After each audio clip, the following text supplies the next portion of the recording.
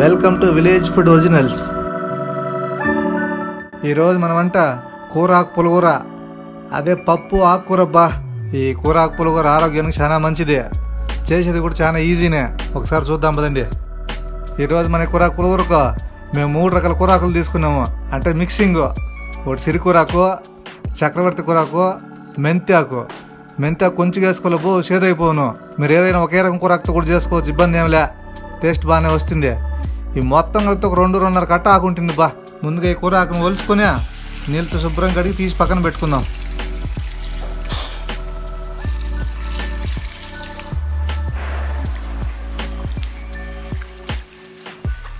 ఇంక కూరాకు కావాల్సిన ఐటమ్స్ చూద్దాం. 2 పెద్ద కట్టలంత కూరాకు, 1 కప్పు పప్పు అంటే కందిపప్పు, 15 పచ్చిమిరపకాయలు, 2 మీడియం సైజు టమాటాలు, వడియం అంటే పోపు గింజల దినుసులు, చింతపండు, ఉప్పు. కుక్కర్ తీసుకొని దాంట్లో కడిగి పెట్టుకొని కందిపప్పు, పచ్చిమిరపకాయలు, కట్ చేసిన టమాటా ముక్కలు వేసుకొని ఉడికేదానికి కావాల్సిన నీళ్లు పోసుకుందాం.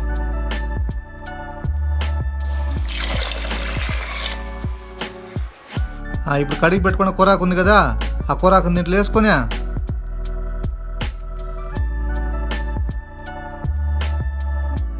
కొంచెం చింతపండు, తగినంత ఉప్పు వేసుకొని కుక్కర్ మూత పెట్టి స్టవ్ మీద పెట్టుకుందాం.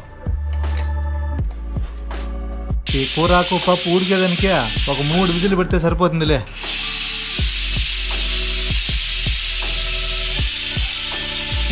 ఆ 3 విజిల్లు వచ్చేసినాయి. కుక్కర్ మీద తీసి చూద్దాం. బాగా ఉడికిపోయింది. చూసేదానికి చాలా కలర్ఫుల్గా ఉంది.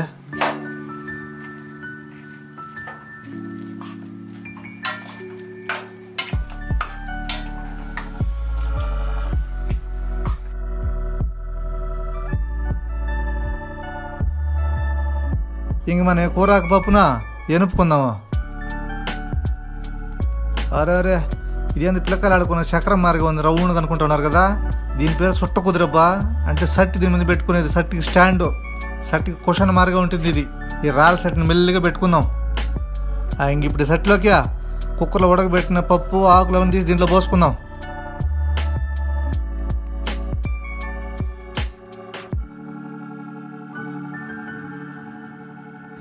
నీళ్ళు కొన్ని ఎక్కువ ఉన్నట్టున్నాయి కదా, నీళ్ళు వంచి పక్కన పెట్టుకుందాం.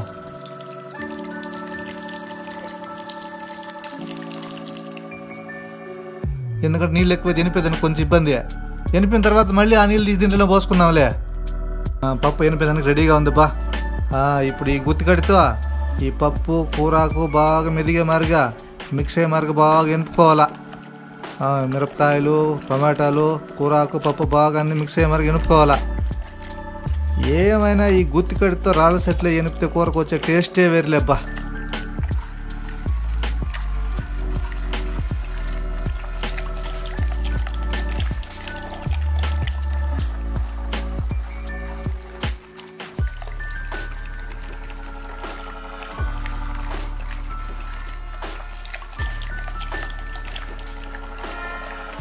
కూర బాగా మెదిగిపోయింది. అన్నీ మిక్స్ అయిపోయినాయి. ఇప్పుడు పక్కన తీసి పెట్టినా మనం ఎక్స్ట్రాగా ఉన్న నీళ్లు, ఇప్పుడు ఆ నీళ్ళని దీంట్లో పోసుకొని ఓ 4 రౌండ్లు తిప్పుకుందాం. మీకు ఏమైనా కారం ఉప్పు తక్కువ ఎక్కువ ఉంటే ఇక్కడ అడ్జస్ట్ చేసుకోవచ్చు.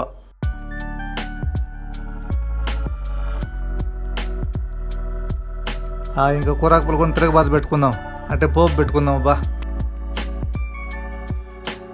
స్టవ్ మీద పాత్ర పెట్టుకొని ఒక 3 స్పూన్ నూనె వేసుకుందాం. కొంచెం వేడెక్కినాక దాంట్లో కొద్దిగా వడియం, అదే పోపు గింజలు వేసుకుందాం. మీరు పోపు గింజలు వాడుకోండి. కొంచెం వేగినాక ఇప్పుడు కరివేపాకు వేసుకుందాం. కరివేపాకు చిట్టపట్లాడుతూ ఉంది కదా. ఇప్పుడు మనం ఎనుపు పెట్టుకోండి ఆకుకూర పప్పుని తీసి దీంట్లో పోసుకుందాం.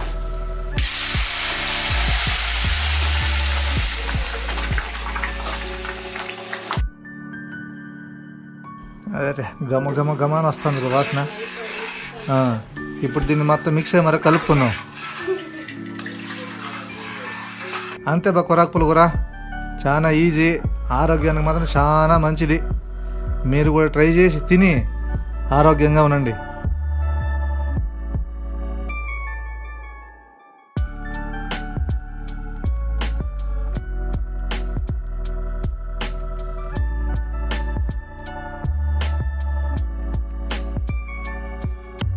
ఆ ఛానల్ పైన కన్నేసి పెట్టండి బా. సబ్స్క్రైబ్ చేసేది, ఆ గంట మీద నొక్కేది మర్చిపోవద్దండి.